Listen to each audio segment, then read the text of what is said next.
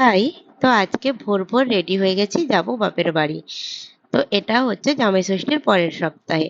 তোমরা তো সবাই দেখেছো ভিডিওতে যে জামাই ষষ্ঠীতে আমরা যেতে পারিনি নয়, যাইনি, কারণ আমার বাবা মার জামাই ষষ্ঠী হবে না বলে। তাই আমরা যাইনি। তো তার পরের উইকে আমরা গেছিলাম, কারণ বাবা তো বাইরে থাকে, বাবা বাড়ি এসেছিল।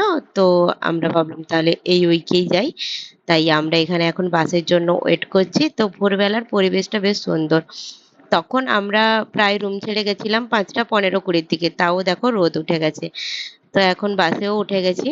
তো আমাদের মোটামুটি জার্নি টাইম ছিল 5 ঘন্টা 15 মিনিট এরকম। অনেকটাই টাইম লাগে যেতে। তো এখান থেকে বালি বিচটাও বেশ সুন্দর লাগছিল। আমি তোমাদের সঙ্গে শেয়ার করি। দক্ষিণেশ্বরের মন্দিরটাও খুব সুন্দরভাবে দেখা যায়, তবে ওটা আসার পথে খুব আরো ভালোভাবে দেখা যায়। তো তোমরা দেখো, তোমরা সবাই জামাই ষষ্ঠীতে কেমন কাটালে অবশ্যই জানিও। তা দেখতে দেখতে 5.5 ঘন্টার প্রায় জার্নি করে চলে এলাম আমার সেই গন্তব্যস্থলে। তো এখানে এটা হলো আমাদের জোড়াকালী মন্দির ছিল।